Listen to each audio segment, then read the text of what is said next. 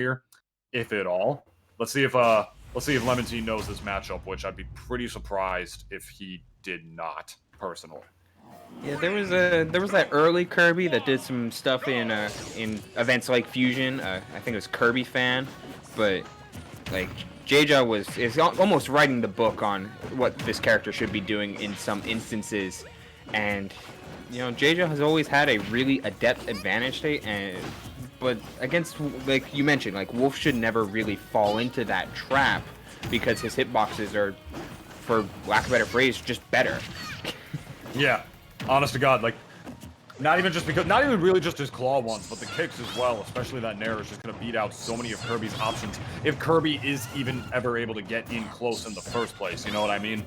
Like, you could wall out Kirby effortlessly with a lot of Wolf's aerials, but if Kirby is ever able to actually break that zone, you can just put out, as that forward smash takes the stock, you could just put out a lot of Wolf's aerials and it will beat out most options of what Kirby does. At the very least, it is an uphill matchup for Kirby, but what Hee-Ha is doing here is he's actually spacing a lot of F-tilts and a lot of down tilts, like in that sort of immediate burst range close up to Wolf, because those are safe on block if you do space them properly, if I'm not mistaken. So I think Hee-Ha is going to try and take as much advantage of that as he possibly can to try to break that zone that Wolf has and just create a little good shield pressure in the meantime. Yeah, the only thing I would really think that LemonTea needs to watch out for, despite that pretty nice confirm, fair confirms into almost any smash attack, fair 1-2, that being, a lot of the times, given how prominent Wolf's lasers and Wolf's like keep out hitboxes can be in this matchup, there's a lot of, that was almost super clean, but there's a lot of times in a matchup like this, especially on FD, can just fall into a stalemate. Kirby using his short stature to just avoid a lot of the buttons that LemonTea puts out, as that trade ends up working in the favor of JeJaJeJa, and after a bit of a rough start, he's no.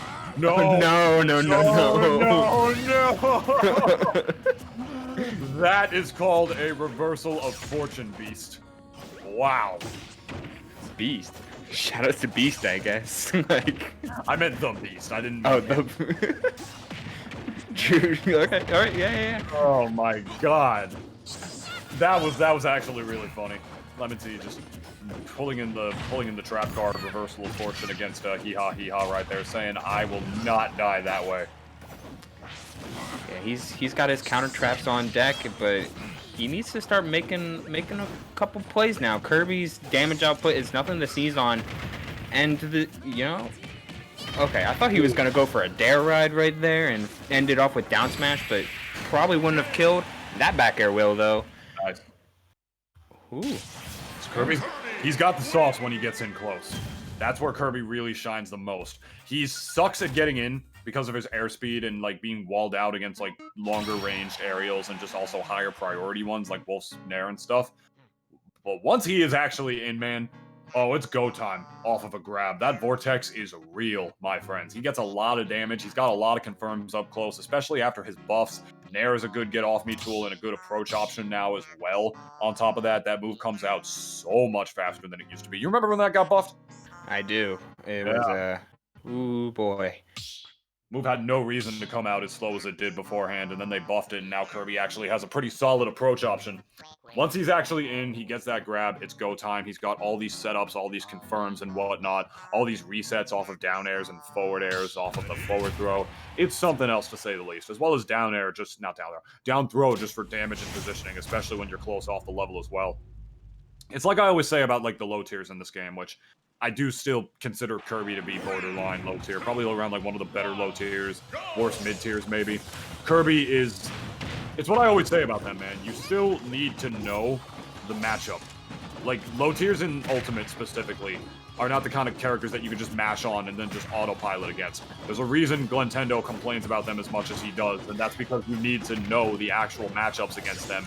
And they're the kind of characters where you feel like in other fighting games, you don't really need to know the matchups. You know what I mean? Because they're low tier, and whatever stuff your top tier character has could just be able to autopilot against them.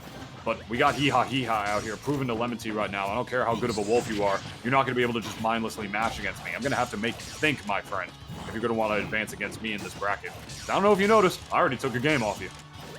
Yeah, and you know, a lot of the characters I would always consider in a tier list. Like, there's like once you get past unviable, almost any of these like bottom characters can just be considered like bottom of mid tier.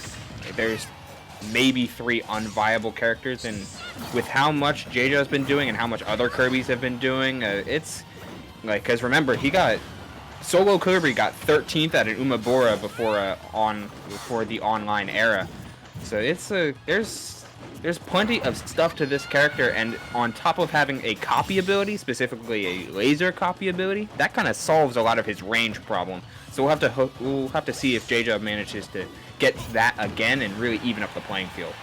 Yeah, JeJaJa, it's looking like they're going to probably try and take this stock first, if anything, and keep this edge guard situation going, but not able to get the down air out in time for the invulnerability and huge hitbox of Wolf's up B. That isn't his down smash like we saw in the first game, just able to beat that out if timed properly.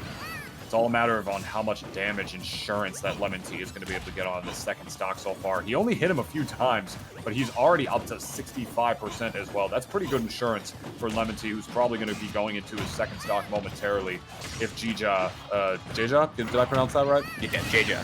JeJaJa, thank you, is going to be able to get it, just get it out in time. Or LemonTea might just take the second stock without losing his first. Yeah, Wolf, any character with really good damage output also has really good snowballing effects. And, you know, Wolf's damage output has been notoriously quite good. On top of now, he doesn't need to approach at all. He doesn't need to deal with Kirby's shortness. He can make Kirby come to him. And, you know, that's never a recipe for success if you're a pink buff ball. Yeah, pink puff ball. Can we talk about how my pink buff ball out here actually ledge camping in Super Smash Bros. Ultimate in 2020? We've got 4 minutes. Yeah, but we don't have ledge invulnerability on regrab. That's what we don't have, my friend. But at the same time, I guess LemonTea does have to worry about getting swallow-sided if that happens. But LemonTea, I mean, I doubt he'd be happy about it, but I'm sure he would be willing to wait here for 4 minutes if JeJaJa was gonna just go for that off the ledge. But I don't think that's the case. I think JeJaJa was going for that because he was having a little bit of a hard time in the neutral and kind of still is against this Wolf right now. I think the adaptation on the part of LemonTea is definitely here going into this game too, and I think it's exemplified by the numbers right now. He's got 2 stocks to JeJaJa's 1 and is also easily lapping him in percent going in. Only one more good solid hit or solid kill move, I should say, from Wolf. Forward smash should do it, and then we got game number 3.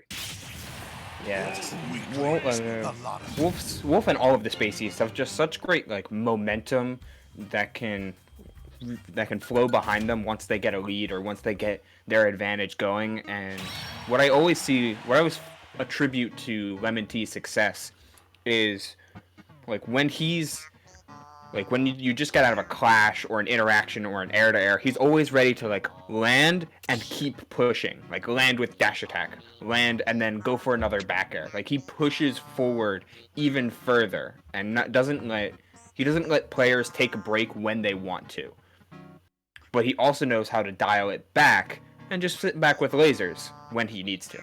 Yeah, it's not like something that any player I shouldn't say any player, but not all players necessarily want to do, but you don't get to be as good of a player as LemonTea unless you know how to adapt and are willing to adapt when you have to. You got to put aside the instincts sometimes and the things you want to do to win rather than the things you have to do to win.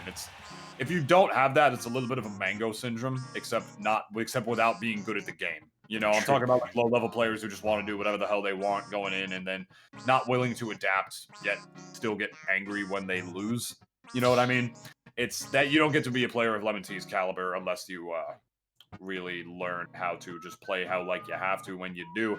And I think that was the case right there. LemonTea just did his thing in game 1, didn't work, so he's got to just readjust right here, start doing a lot of these full hops, falling neutral airs, drifting back. Not so much more focused on combos, rather just insane, oppressive pressure on Kirby, you know, just not allowing him to get in, just beating him out with all of my superior aerials and whatnot.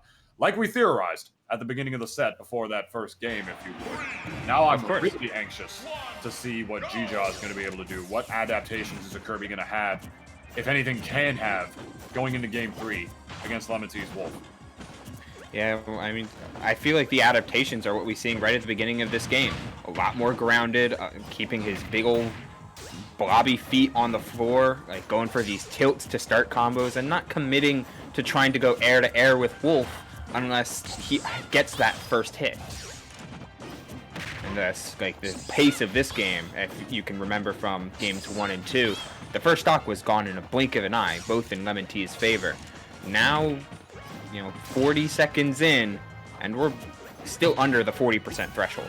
Yeah, it's definitely different than what we had in that first time. It's a classic case of like players just learning what their opponent has, not even just in terms of a character, but in terms of the player, and learning like not really just to adapt around it, but to respect it from time to time. You know what I mean? This is when like players like really like learn what each other has and learn to respect each other when they have to, and when they really start try-harding as hard as they can, And I think the fact that they were both under 40% around the 6:30 minute mark isn't a testament to that, as you pointed out before.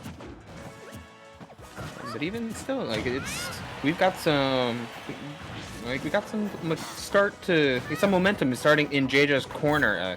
Not only in a percent lead, but it looks like his game plan is just starting to work. Like he's auto-canceling his aerials, he's committing to shield whenever LemonTea approaches.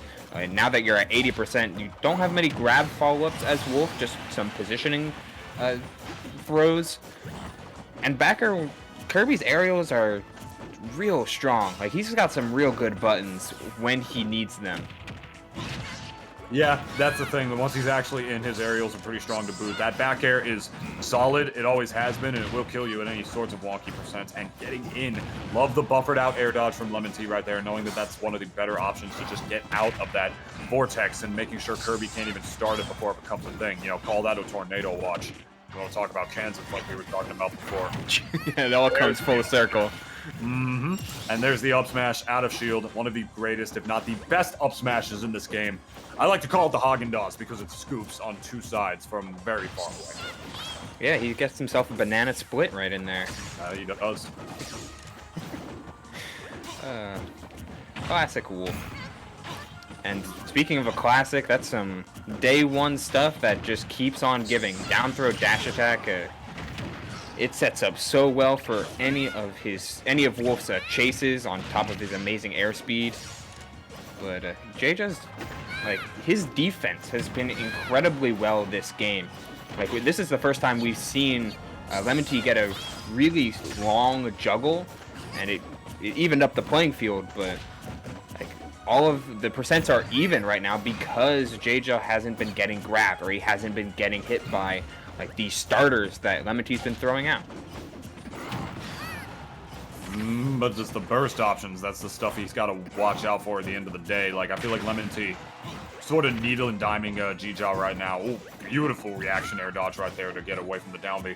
Just sort of needle and diming him and just getting a little bit of in and out damage rather than combos to just try to secure it with this up smash, which you can tell LemonTea is getting insanely thirsty for, to the point where JeJaJaJa with the forward tilt, run up step dash forward tilt, beautiful stuff, is going to be able to easily adapt to that. That was the third up smash in a row that LemonTea actually whiffed against JeJaJaJa right there. At a certain point, I don't care how good or bad you are at the game. JeJaJaJa, of course, being the good player that he is going to adapt to it right there. That's an easy, that's like a bread and butter, showcase. This is how you adapt to stuff right here in Smash. You do the same option 3 times, eventually they're going to catch on. We're at last stock, Google. Yeah, it's coming down to the wire, and JeJaJaJa gets his first hit and takes it for a ride. Ooh, and the combo's still going. I love that up tilt. He could have gone for anything else, like a rising neutral air or an up smash, but he wanted to go for the up tilt, a weaker option, so he could potentially combo it into something else. Unfortunately, he couldn't, because LemonTea was just high enough of a percent where he'd be able to make it out, but he still got all this damage without almost being touched in the whole stock. Without hardly being touched as well, only 21%, and that's JeJaJaJa taking out LemonTea, sending him to the loser's bracket in what is technically an upset, Google. Yeah, by seed, it is an upset, but we should